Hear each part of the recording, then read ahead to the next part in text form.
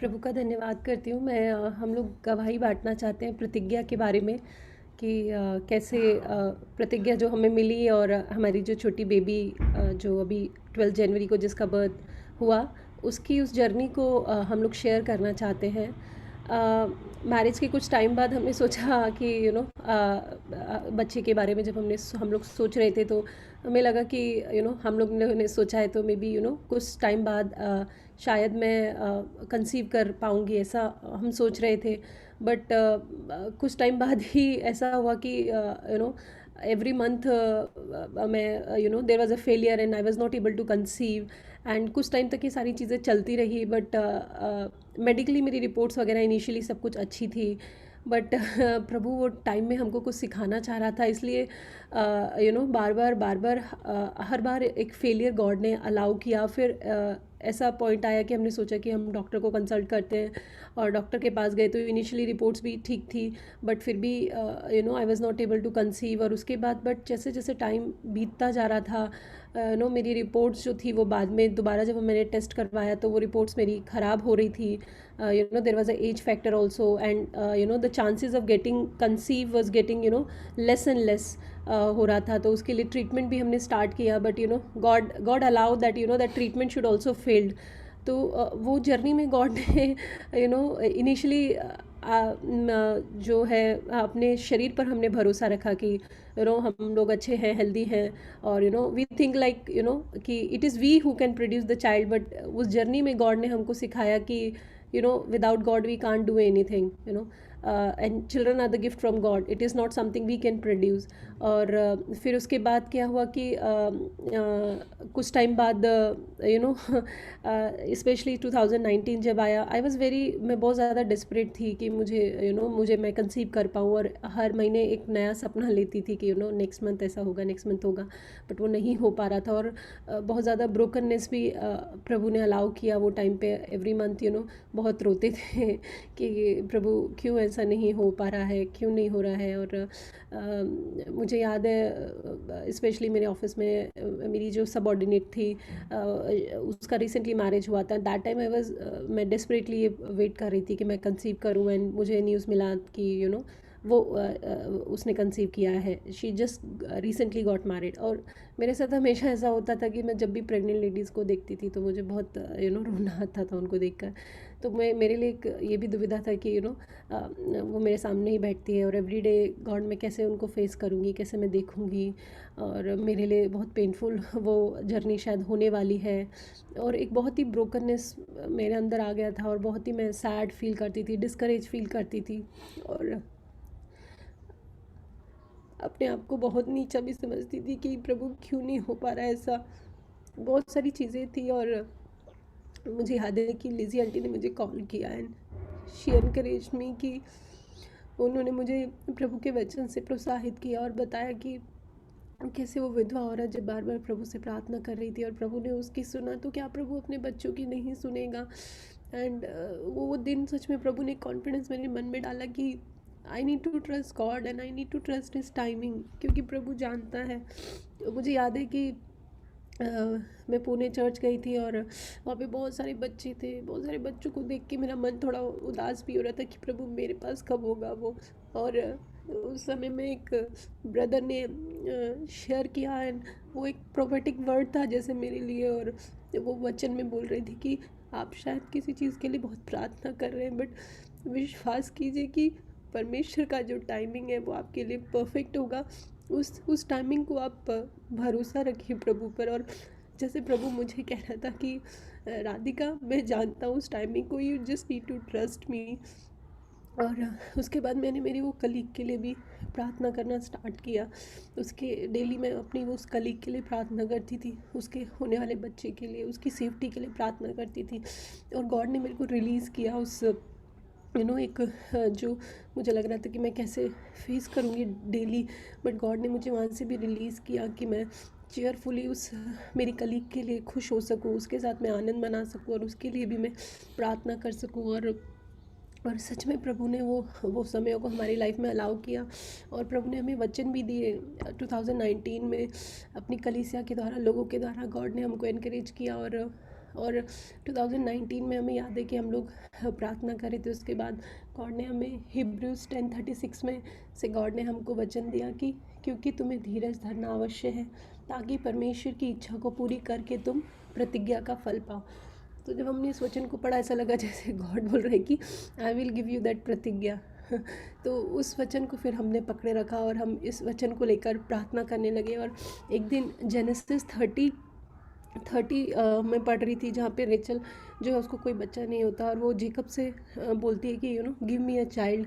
और वहाँ पे लिखा है कि जेनेसिस 32 में लिखा है कि वहाँ पे जेकब बोलता है am I a God, he ask, he is the only one who is able to give you children. तो वहाँ पे जैसे प्रभु मुझे बोल रहा था कि ये तुम्हारा हस्बैंड नहीं है जो तुम्हें बच्चे दे सकता है, ये परमेश्वर है और ये परमेश्वर की आशीष परमेश्वर ही दे सकता है। और मैं प्रभु का धन्यवाद करती हूँ कि प्रभु ने उस 2.5-3 सालों में हमें एक ब्रोकननेस से प्रभु लेके गया, एक ज़ीरो पॉइंट पे लेकर आया, जहाँ पर शायद शुरू में हम अपने शरीर पर भरोसा रख रहे थे, उसके बाद फिर शायद मेडिकल पे भरोसा रख रहे थे, बट मेडिकल से भी कुछ नहीं हुआ। मेडिकल भी ट्रीटमेंट भी जो लिया वो भी फेल हो गया और उसके बाद लॉकडाउन आ गया और ट्रीटमेंट भी सब बंद हो गया सब कुछ।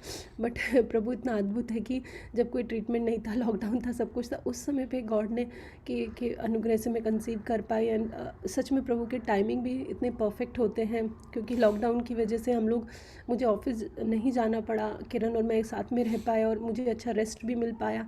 तो अब मैं जब पीछे मुड़ के देखती हूँ तो सोचती हूँ कि गॉड, इससे बेस्ट टाइम तो शायद कोई हो ही नहीं सकता था। तो गॉड के टाइमिंग हमारे लिए बहुत ही परफेक्ट होते हैं। और इस सारी जर्नी में गॉड ने एक तो ये सिखाया कि एक ज़ीरो पॉइंट पे आना बहुत ज़रूरी है अपने किसी भी आशीष के लिए, किसी भी चीज़ के लिए, चाहे वो चिल्ड्रन हो या कोई भी चीज़ हो। हम जब अपने आप पे भरोसा रखते हैं तो हम कुछ नहीं पा सकते, और अगर हम अपने आप से कुछ पैदा भी करेंगे तो वो इश्माइल होगा, बट जब गॉड उसको देगा तो वो सच में आइज़क होगा और वो दूसरों के लिए ब्लेसिंग भी होगा। तो वो गॉड ने हमारी लाइफ में अलाउ किया।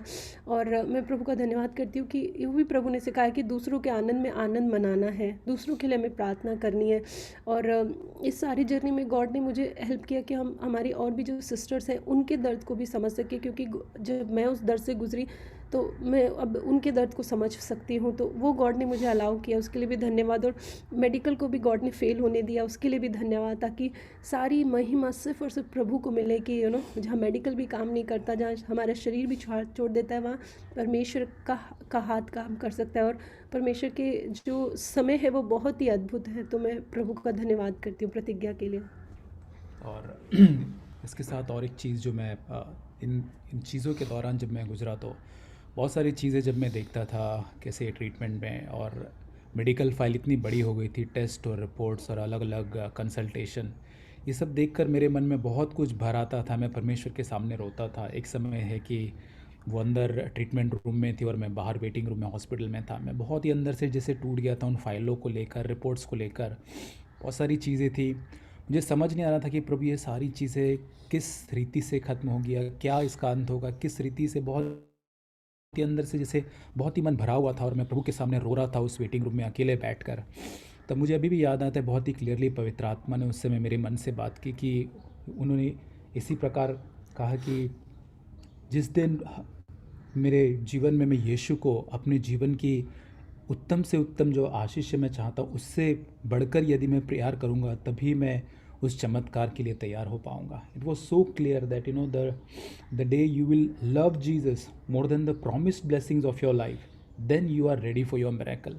और मैंने कहा प्रभु कई बार मैं मेरी ज़रूरतों को तेरे स्थान पर रख देता हूँ। प्रभु मैं ज़रूरतों को, प्रभु इतना अधिक मैं ज़रूरत से परमेश्वर बना देता हूँ। और प्रभु ने बहुत सारी चीज़ों को उन समय में सिखाया। पहली चीज़ जो मैंने देखा कि उत्पत्ति 25-21 में जैसे लिखा है, उस वचन से मुझे बहुत प्रोत्साहन मिला कि वहाँ पे लिखा है कि मैं उन वचनों को नहीं पढ़ूंगा समय के अभाव से। पहली चीज़ वहाँ पे लिखा है थी कि जब रिबेका जो थी उसको बांझ होने के कारण वहाँ पे इसहाक ने उसके लिए प्रार्थना की और परमेश्वर ने उसकी प्रार्थना सुनी और वो गर्भवती हुई। तब वहाँ मुझे अपनी जिम्मेदारी एक पति के नाते मुझे समझ आई कि मुझे मेरी पत्नी के लिए प्रतिदिन प्रार्थना करना है। वो सोने के बाद मैं उसके लिए प्रार्थना प्रतिदिन हाथ रख कर करता था, इस वचन के आधार की कि प्रभु यहाँ पर मेरी जिम्मेदारी है। और एक वचन जो मुझे बहुत ही प्रोत्साहित इस जर्नी के दौरान, वो है 1 शमूएल उसका 1 अध्याय 8 वचन, जहाँ हन्ना जब कंसीव नहीं कर पा रही थी तो वहाँ पे जो उसका पति जो एल्काना है उसको बहुत एक सुंदर शब्द वहाँ पर कहता है जो मुझे इतना प्रोत्साहित किया। वो कहता है कि तू उदास क्यों है, क्या मैं तेरे लिए 10 संतानों से बढ़कर नहीं हूँ क्या। और ये मुझे इतना अद्भुत लगा कि कितना अधिक वो अपनी पत्नी के लिए एक प्रोत्साहन देने वाला है। तो मैंने अपने आप को जांचा और कहा कि क्या मैं अपनी पत्नी के लिए उस प्रकार प्रोत्साहन देने वाला, उसको समझने वाला, क्या मैं चौकस हूँ उसकी भावनाओं के प्रति, क्या मैं उसको जब वो निराश होती है, क्या प्रार्थनाओं के माध्यम से क्या मैं उसको प्रोत्साहन दे पाता हूँ, क्या मैं उसको परमेश्वर की ओर अगुवाई करके ले जा पा रहा हूँ। और ये सारी चीज़ें जब कभी हम निराश होते थे हम परमेश्वर के साथ सामने जाते थे और कई बार कोई शब्द मेरे पास नहीं होते थे प्रोत्साहन के। हम दोनों केवल एक ही चीज़ करते थे, वो है परमेश्वर के सामने फूट फूट का रोना। और इसी बात से हमें इतना अधिक प्रोत्साहन मिलता था कि जब कभी हम निराश होते थे हम दोनों हाथ पकड़कर घुटने टेक कर हम उस प्रार्थना को कर कर रोते थे। कई बार शब्द नहीं होते थे कि प्रभु हमारे पास प्रार्थना के लिए शब्द नहीं है, केवल आंसू होते थे।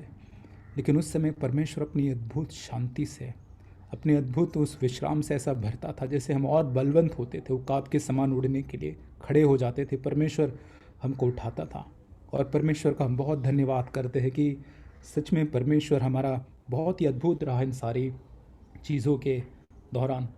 और इस समय के अंदर मैं कलीसिया का भी बहुत धन्यवाद करता हूँ कि परमेश्वर ने कलीसिया को इस्तेमाल किया। एक वचन मुझे याद आता है जो मत्ती 9 अध्याय उसकी 24 वचन में हम जानते हैं इस कहानी को। यहाँ याहीर की बेटी के घर पर यीशु जाता है, सब लोग बाहर भीड़ बैठ कर कहती है अरे वो मर चुकी है, वो ऐसा है वैसा है, बहुत सारे रिपोर्ट उसको शायद डेथ सर्टिफिकेट दिखाते होंगे, मेडिकल ट्रीटमेंट दिखाते होंगे। लेकिन यीशु वहाँ पे बहुत ही अच्छा NLT अनुवाद में अंदर बहुत अच्छा अद्भुत लिखा है कि यीशु उनसे कहता है गेट आउट। बहुत ही अद्भुत ये वचन मेरे मन में लगा कि वहाँ लिखा है कि गेट आउट। वो 3 लोगों को लेकर उस कमरे में जाता है और बाकी सारे लोगों को बाहर निकाल देता है। और परमेश्वर मुझसे इस वचन से बात करता है कि मुझे गेट आउट करना है सारे डिस्करेजमेंट को, ऐसे हर एक वॉइसेस को, ऐसे हर एक कमेंट को, हर एक पीपल जो हमारे विश्वास को दबाने की कोशिश करते हैं, हमें निराश करने की कोशिश करते हैं। और वहाँ पर ऐसे लोगों को भीतर लेना है। वो 3 लोग जो यीशु मसीह अंदर लेकर गया, मैं समझता हूँ वो कलीसिया है। बहुत कम लोग होंगे जो टूटे हुए लोग होंगे जिनके पास अपनी उस तकलीफ़ों के अंदर उन्होंने परमेश्वर से एक सामर्थ पाया था और वो अब कंफर्ट औरों को बांटने वाले लोग हैं, वो क्रूस का जीवन जीने वाले लोग हैं। और मैं धन्यवाद करता हूँ ऐसी कलीसिया के लिए, एल्डर्स के लिए, लोगों के लिए, उनके प्रेम कंसर्न के लिए ऐसे समय में जो सच में हमारे साथ उस हालात में खड़े रहे और परमेश्वर को सारी महिमा मिले। और अंत में मैं ये भी कहना चाहता हूँ कि लास्ट ईयर मैंने एक सिस्टर्स की मीटिंग में एक बहन को कहते हुए सुना था कि बच्चे होना ये परमेश्वर की आशीष का कोई बड़ा साइन नहीं है। हो सकता है परमेश्वर वो दे, लेकिन वो परमेश्वर का अप्रूवल या सहमति नहीं है, वही उत्तम आशीष जो परमेश्वर। लेकिन परमेश्वर के स्वरूप में प्रतिदिन बदलना, उसकी समानता में बढ़ते जाना, वो हम देखते कि वही सबसे उत्तम आशीष है, वही परमेश्वर हमारे जीवन में चाहता है। और इस प्रतिज्ञा को हमने मांगा परमेश्वर से और उस प्रतिज्ञा को हम प्रतिदिन लेकर हमारे मन में प्रार्थनाओं में लेकर घूमते थे। और एक दिन आया जब परमेश्वर उसे संसार में लेकर आया और मैं परमेश्वर का बहुत ही धन्यवाद करता हूँ। जैसे इस मेमोरी वर्स का मेमोरी लास्ट में जो मेमोरी वर्स जो था जो कहता है कि हर समय हम परमेश्वर पर भरोसा रख सकते हैं, हर समय, हर एक हालात के अंदर, हर एक परिस्थिति के अंदर, चाहे कुछ भी क्यों ना हो जाए, वो परमेश्वर आज भी भला है और हमारे लिए उत्तम योजनाओं को रखता है। और हर एक परिस्थिति के अंदर से जब हम गुजरते हैं हम परमेश्वर के बारे में एक बहुत ही अद्भुत रेवलेशन को प्राप्त करते हैं। जब शिष्य उस बोट में थे तो जब बहुत ही तूफान था, जब यीशु ने शांत किया तो वो अचंभित होकर कहते कि ये कैसा परमेश्वर है जो सृष्टि भी इसकी सुनती है।